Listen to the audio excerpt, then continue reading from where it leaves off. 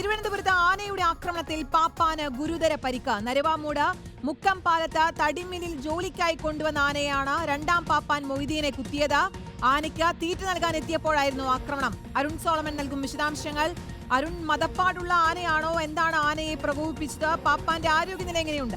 ഇന്ന് ഇപ്പോൾ 9:30 മണിയോടുകൂടിയാണ് ബാലരാമപുരം നരുവാമൂടുള്ള സജിമോന്റെ ഉടമസ്ഥയിലുള്ള ആനയാണ് ഇപ്പോൾ കുറച്ചു മുൻപ് ഈ രണ്ടാം പാപ്പാൻ മൊയ്തീനെ കുത്തി എന്നുള്ള വിവരം നമുക്ക് ലഭിക്കുന്നത്. ഈ സംഭവ സ്ഥലത്ത് എത്തിയപ്പോഴാണ് നമുക്ക് ഇതിൻ്റെ ഒരു മതപ്പാട് തിരിച്ചറിയാൻ സാധിച്ചത്. കഴിഞ്ഞ 4 മാസം ആനയെ തൊട്ടടുത്തുള്ള പറമ്പിൽ മാറ്റി കെട്ടിയിരിക്കുകയായിരുന്നു. പക്ഷേ മതപ്പാട് കഴിഞ്ഞു എന്നുള്ളതാണ് സജിമോൻ പങ്കുവെക്കുന്നത്. പക്ഷേ നമുക്ക് നിലവിൽ ഈ ആനയുടെ ഒരു സ്ഥിതിഗതികൾ നോക്കുമ്പോൾ അത്തരത്തിൽ കാണാൻ കഴിയുന്നില്ല. കാരണം ഇപ്പോഴും ഇടഞ്ഞു തന്നെയാണ് നിൽക്കുന്നത്. നിലവിൽ ഈ വൈകുന്നേരത്തിനു ശേഷം 9:30 മണിയോടെ ആയപ്പോഴാണ് ഈ രണ്ടാം പാപ്പാൻ മൊയ്തീൻ 58 വയസ്സ് പ്രായമുണ്ടെന്നാണ് അറിയാൻ സാധിച്ചത്. അദ്ദേഹം ഈ ആനയ്ക്ക് ഭക്ഷണം കൊടുക്കാനായിട്ട് ഇവിടെ എത്തിയപ്പോഴാണ് ഈ തുമ്പിക്കൈ ഉപയോഗിച്ച് വലിച്ചെടുത്ത് അടിക്കുകയും പിന്നീട് ചെറിയ കൊമ്പാണുള്ളത്, മോഴയാനയാണ് കുത്തിയെന്നാണ് നിലവിൽ ഈ പ്രദേശവാസികളൊക്കെയും പങ്കുവച്ചിരിക്കുന്നത്. നിലവിൽ നരുവാമൂട് പോലീസ് സംഭവ സ്ഥലത്തെത്തി പരിശോധനയൊക്കെ നടത്തിയിട്ടുണ്ട്. നിലവിൽ ഈ നമ്മുടെ ഈ കാരക്കാമണ്ഡപം പ്രദേശത്തുള്ള മില്ലിലും മറ്റ് ക്ഷേത്രങ്ങളിലുമൊക്കെ ഉത്സവത്തിനൊക്കെ തിടമ്പേറ്റിനൊക്കെ കൊണ്ടുപോകുന്ന ആനയാണെന്നുള്ളതാണ് സജിമോൻ വ്യക്തമാക്കിയിരിക്കുന്നത്. നിലവിൽ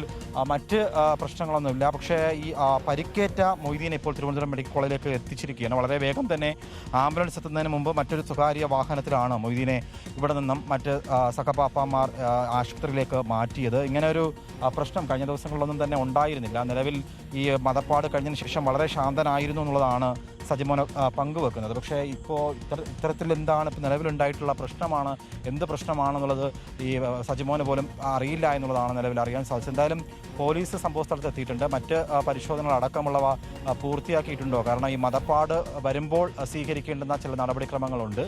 അത് പോലീസ് ഇപ്പോൾ ഈ നരുവാമൂട് സ്റ്റേഷനിലെ SHO വിവരങ്ങളൊക്കെ തേടുകയാണ്. എന്തായാലും സജിമോൻ പങ്കുവെക്കുന്നത് ഈ 4 മാസവും മതപ്പാട് സമയത്തൊക്കെ വളരെ കൃത്യമായിട്ട് മാറ്റി കിട്ടിയിരിക്കുകയായിരുന്നു. അതിനുശേഷമാണ് പുറത്തേക്ക് കൊണ്ടുപോയതെന്നാണ് നിലവിൽ അറിയാൻ സാധിക്കുന്നത്.